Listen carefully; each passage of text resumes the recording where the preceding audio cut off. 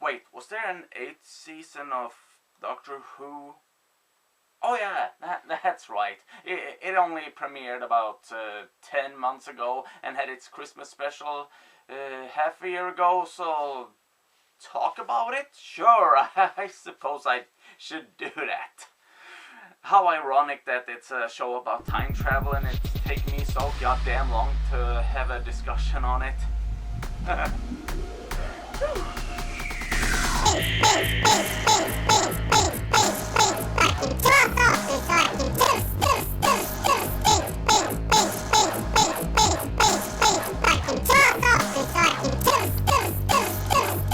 In the 8th season of the new series of Doctor Who, Peter Capaldi had his first season as the 12th Doctor, replacing Matt Smith, who played the 11th Doctor. And boy, was it a huge contrast between not just that one previous actor, but pretty much all of the actors who had played the Doctor in the new series so far, and bringing back a lot of elements from the classic series.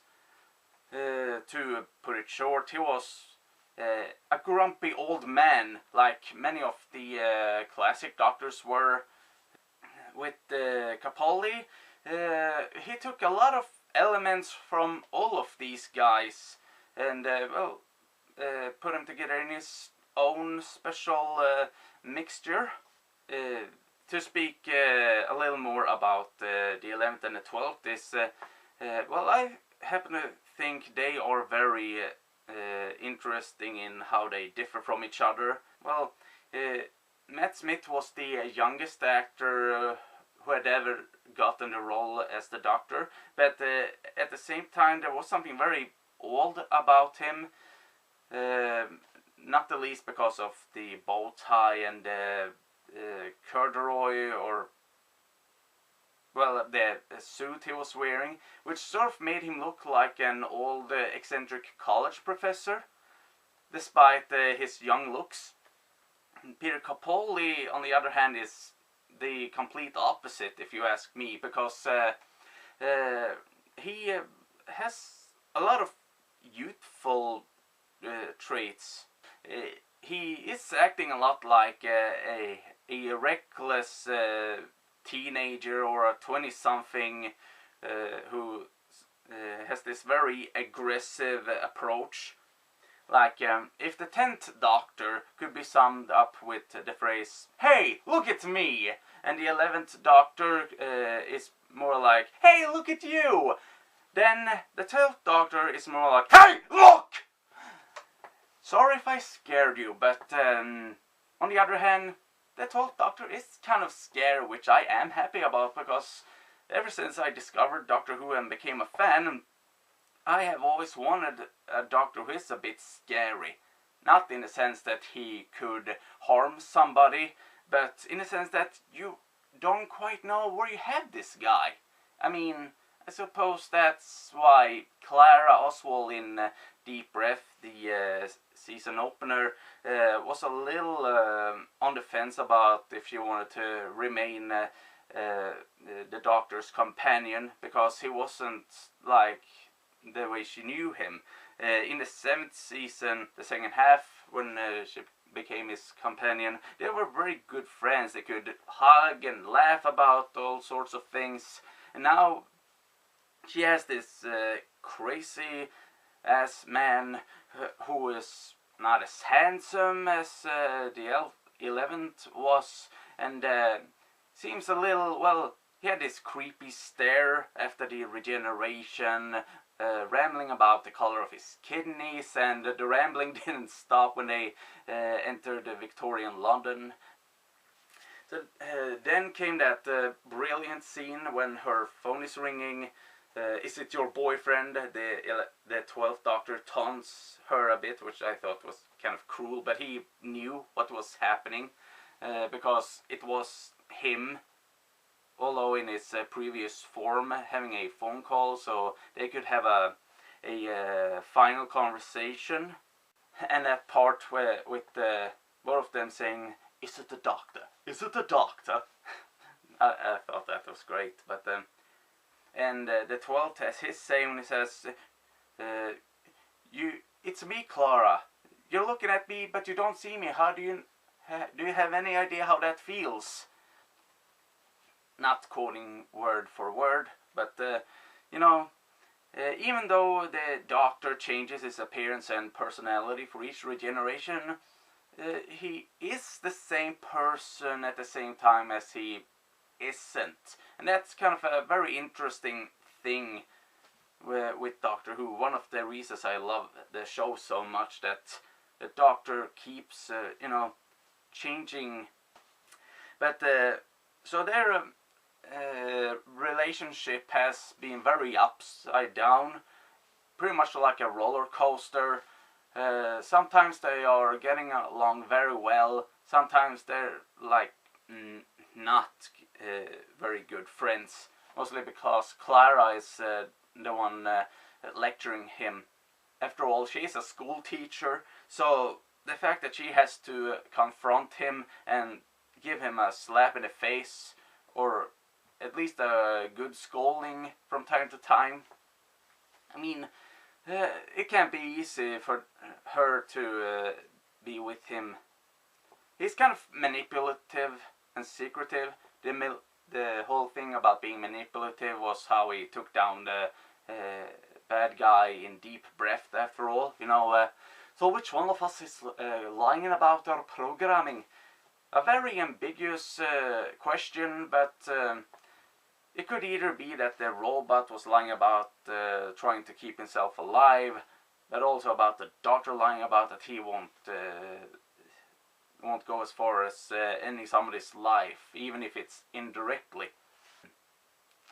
So we had the Doctor taking care of a good Dalek and going all fantastic voyage by shrinking down, getting inside it, discovering that it hates Daleks despite being one itself, and they thought that taking a look inside the Doctor's mind would help, but it turns out that it was inspired by the Doctor's hate for Daleks, so oops. And also him getting a slap from Clara, because it seemed like he didn't care about people getting killed as long as he would get to take down Rusty, the good Dalek. The 11th Doctor liked people and hated death and violence, while the 12th Doctor, he does care about people, but he has a damn weird way of showing it. And as for, killing and, being violent, oh geez. Oh, and also Doctor meets Robin Hood, which was an awesome idea, because, we have this classic legendary folk hero from England meeting this, modern British icon who's become a global sci-fi sensation, and having these two pair up, and I would be so happy if they give this particular incarnation of Robin Hood his own spin-off show, because I've always had this weird idea of doing Robin Hood with elements of sci-fi. So you could have one season about Robin Hood taking place before Robot of Sherwood. You could have a second season taking place after Robot of Sherwood, where it's sort of turning more into the more gritty, realistic Robin Hood interpretations, and him being aware of all the weird stuff going on, and protecting his own legend, and making sure history doesn't get altered. And after that, we've had Clara meeting Danny Pink, a teacher at the same school that she works at. And Danny was a soldier who had a very dark past. We find out later on that he shot a kid by accident, and it's haunting him. So working at a school with children, and that led to, you know, the episode where the doctor suddenly becomes obsessed with the nightmares a lot of people have, where they feel like somebody is gripping them by their ankle, which interestingly enough leads to you know, him and Clara not only visiting a young Danny Pink when his name was Rupert Pink after having such a nightmare, but also this really cool moment where Clara suddenly finds herself inside of a barn and accidentally scares the bejesus out of a boy sleeping in there, and the kid's parents come in and are very upset. The dad is very upset about the child crying in his sleep, or in his bed anyway, and suddenly, out of the blue, he says, "He'll never become a Time Lord like this." Whoa, boy, so that was a young version of the Doctor. I mean, we don't know his name or anything, but we got a very short glimpse of his childhood, which I thought was really awesome. Because Clara was the one who was calming him down after scaring him and saying that fear is something good that could motivate him, like a superpower. We had a heist story with the Doctor, Clara, and two others wiping their memories and doing an Ocean's 11 style heist against a bank in outer space. It was an interesting idea, but I wasn't too overwhelmed by it. I mean, we introduced two the completely new characters. Would have been funnier if it had been characters we were more familiar with, and well, it was interesting how they were reinterpreting things like guilt and teller, bank terms that became something a lot more sinister, but yeah, I don't know. Then the Doctor becomes a caretaker at Clara's school, so he pretty much becomes groundskeeper Willie. Get off the lawn, you little wankers! And Doctor has suddenly got this dislike for soldiers, which kind of seems like it's out of the blue, but then again, it could have something to do with his past as the War Doctor and the events of Day of the Doctor. Danny Pink helps the Doctor defeat an alien robot, but they still don't get along too well, because he thinks of the Doctor pretty much like the High Council of Gallifrey, that he's arrogant, manipulative, and thinks he's superior, and well, the Doctor doesn't really want to admit it, but yeah, in a way, that's kind of how he is, at least as the 12th Doctor. So, ouch. Hit a nerve there, didn't you, Danny? Kill the moon. Turns out the moon is an alien insect's egg that they are arguing about how whether they should kill it or let it live, and they have a message to Earth about it, so they have a vote on it, and egg hatches, bug flies away, but not before it lays a new moon egg. And also when the Doctor and Clara have a falling out, he tries to mend their relationship by taking her to a train in outer space where they are dealing with a mummy. Such a the pants on head crazy concept, but I love that, and it's such a horrifying idea that something like a monster is slowly walking towards you to kill you, and you are the only person who can see this monster, and there's nothing you can do to get away from it. Just that made the episode really enjoyable for me. And then we have the Doctor dealing with something that makes him look like a very old person, graffiti. Yeah, the Doctor versus graffiti. It kind of enforces his image of a grumpy old man, you know. But at the same time, they have to deal with the TARDIS shrinking for whatever reason, and the Clara being a substitute doctor, pretty much. Kind of giving us a little taste of what it would be like if the Doctor was female, since at some point she refers to herself as the Doctor, even. But then, at last, the issue with the TARDIS gets fixed, and Doctor gets to step out and being all badass as only he can.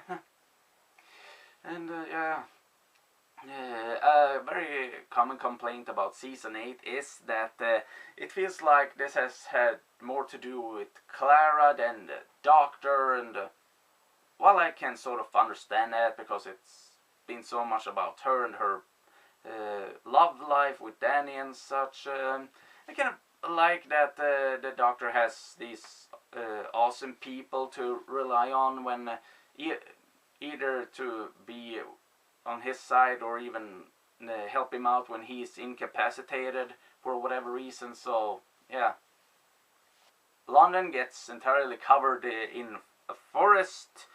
The Doctor has to put up with a school class, and it's a cute idea. I mean, it sounds like a lot of fun that there's a whole bunch of kids running around in a TARDIS driving the Doctor crazy, especially the 12th one, who isn't really a child person. So yeah, great idea taking a job as a caretaker at school then. But yeah, kid actors are, well, good kid actors are hard to find, which I think this episode in particular kind of proves. And also, a lot of people said that Danny Pink was a pretty dull, bland character, and yeah, maybe we didn't get to explore him that much, but I thought that he seemed like a pretty nice guy who, you know, had this horrible thing in his past that he regrets deeply and tries to get away from. That's sad enough. He gets killed off in the first half of the season finale, Dark Water. He gets killed in a when he's hit by a car, and Clara gets desperate and even goes as far as betraying the Doctor to try to force him to save Danny.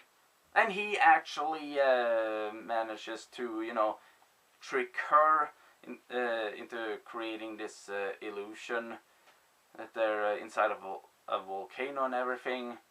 Turns out they were in the TARDIS all the time, and then he says, "Go to hell." She believes that means that they're through, that she's not his companion anymore, but what he means is that they are going to hell to get Danny out of there. Another one of those moments with, you know, him being, well, hard to figure out, not knowing what he means when he says certain things. But it turns out that, you know, he still wants Clara with him despite what he did, because she's still a friend to him. Because he doesn't think that friendships should end that easily, and that's really big of him. Shows what an awesome character he really is. So yeah, and they get to the afterlife, or at least it appears like it, but it turns out that it's this whole conspiracy with the Cybermen to not just convert living people like they have done in the past, but taking the corpses of dead people and turning them into Cybermen, which is a grueling thing in itself. But then when you think about how many dead people there are in the world, oh bollocks is all I can say. And as if that wasn't bad enough, they meet Missy, and it turns out that my suspicion, since, you know, Missy could be short for mistress, that it is actually a new incarnation of the Master, a female one. And, you know, the actress what's her name? Something with Gomez, I believe it was. She does it so splendidly, like a deranged version of Mary Poppins or something like that. Just how horribly sadistic and scheming she is, and she does all of this, well, pretty much to prove a point to the Doctor when he becomes president of the whole world. Yeah, that's just wow. She does that classic villain thing, telling the hero, "We are not so different, you and I." And well, it didn't go as planned, really, but and you know, one of the worst things is that Danny became a Cyberman, and well, he has this really heartbreaking scene with Clara, showing how horrible it is for a human to be a Cyberman, having his emotions shut off. But even worse when she manages to get his heart working again, having him feel emotions so he can turn against the Cybermen and help them save the day. Not just him, but the Brigadier. I was a complete putz when I did my reactions on Death in Heaven, because I thought it was Danny helping them take down Missy, but it was the Brigadier. I was told, and gosh, you can really tell that I don't know much about the classic series as opposed to the new series, I suppose. And yeah, the Cry Fest doesn't stop there, because Danny had the possibility of returning from the dead, continuing his life as if nothing happened. Well, I guess there would be a lot of paperwork when he got back to work at school, but yeah, instead he lets the kid he shot return to life, and he remains dead, and oh, Niagara Falls, man. And the Doctor was told by Missy that Gallifrey was still there. When he follows the coordinates he gets from Missy, and there's just nothing. Not even a single star or anything. It's just all blackness. He just loses it and smashes the controls on the TARDIS control panel. Oh god. But I'm not so sure about that Gallifrey is gone. I mean, we did see all of the Doctors, all 12 of them. No sir, all 13, saving Gallifrey at the Time War, sending it to a different dimension and all that, so it's possible that Missy just tricked him and that.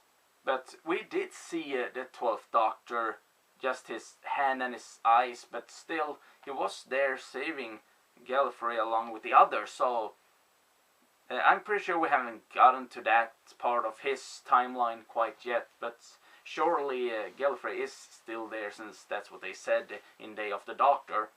So, oh, and then the Christmas special, sort of like Alien meets Inception.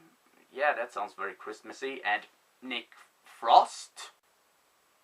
That's like one of the weirdest cliffhangers I've seen, when he steps into the TARDIS and turns out to be Santa. But yeah, he was a very interesting Santa, because some complain that he didn't really act like Santa Claus should, but I think that's sort of the point, that for the longest time he just acts like, you know, a boss. That's what he is when he's with the elves or the helpers, whatever, you know. But then you realize that, hey, he kind of talks like a normal person, not just talking like a normal person, but he's pretty much saying stuff that all of the people who got the face huggers know. Well, you get this strange sensation here that you don't quite know what the hell is going on, and in that sense, I think Nick Frost as this odd Santa was really great, because we didn't even know if he was some kind of bad guy. So the 9th season, well, it's not really much I know about that, except that the Doctor is gonna have well, plaid pants at some points, just like Patrick Troughton as the 2nd Doctor. I don't know if it's just gonna be for one episode or if it's his new outfit. I really dug his outfit in season 8, because it kind of made him look a bit dangerous. It would be really great if the 13th Doctor was female, sort of like how you know, the Master, when he was fighting the 10th Doctor, made himself young as a way of mocking the 10th Doctor for having his youthful looks. So, you know, when the 12th Doctor regenerates, you could be like, oh yeah, 2 can play that game, and he becomes, well, the female Doctor. To be a little superficial, it would look cool, you know, having evil Mary Poppins being fought by, I don't know, a Gallifrey and Maria von Trapp or anything like that. So, and even if it wouldn't be the 13th Doctor fighting Missy, I hope we get a female Doctor at some point. If nothing else, just for the sake of diversity, you know.